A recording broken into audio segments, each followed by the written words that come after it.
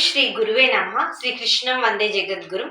శ్రీ వేమన యోగీశ్వర్ల భగవాన్ జయంతి సందర్భంగా త్రైత సిద్ధాంతం ద్వారా మనకి నిగుడ తత్వార్థని బోధని గ్రంథంలోని మాకు వచ్చినటువంటి పద్యం 89.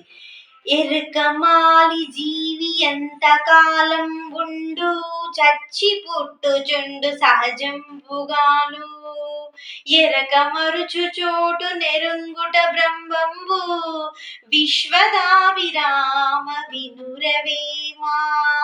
దీని భావం ఏమనగా నిద్ర మెలకువ అని అందరికీ తెలిసినవే. నిద్ర మెలకువను ఎరుగామరుపు అని కూడా అంటారు. నిద్ర చీకటి సంబంధమైనది, మెలకువ వెలుగు సంబంధమైనది. ప్రతి మానవుడు ప్రపంచ విషయంలో పూర్తి ధ్యాస కలిగి ఉన్నాడు.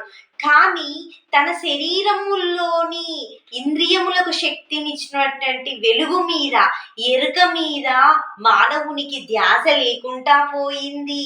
నిద్ర మెలకువలు అనేవి అనంగా ప్రతి ప్రపంచంలోని ఎంతటి మేధావి అయినా నిద్ర పొందే సమయమును తాను తెలుసుకోలేకున్నాడు.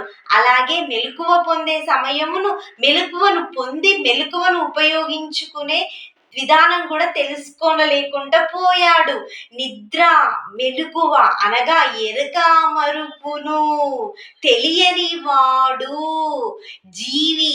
ఎరక మాలి జీవి ఎంత కాలం ఉండు, చచ్చి పుట్టు సహజంబుగా అన్నారంటే ఎరక మరుపు తెలియని వాడు ఎన్ని జన్మలైనా చస్తూ పుట్టుచుండును అన్నాడు.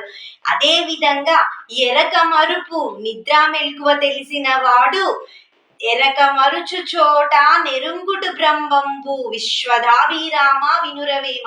ఏ విధంగా ఎరక మరుపు నిద్ర మెలకువ తెలిసిన వాడు బ్రహ్మంబు, ఆ దైవమునే తెలిసిన వాడు అని వేమన తన పద్యంలో చెప్పాడు.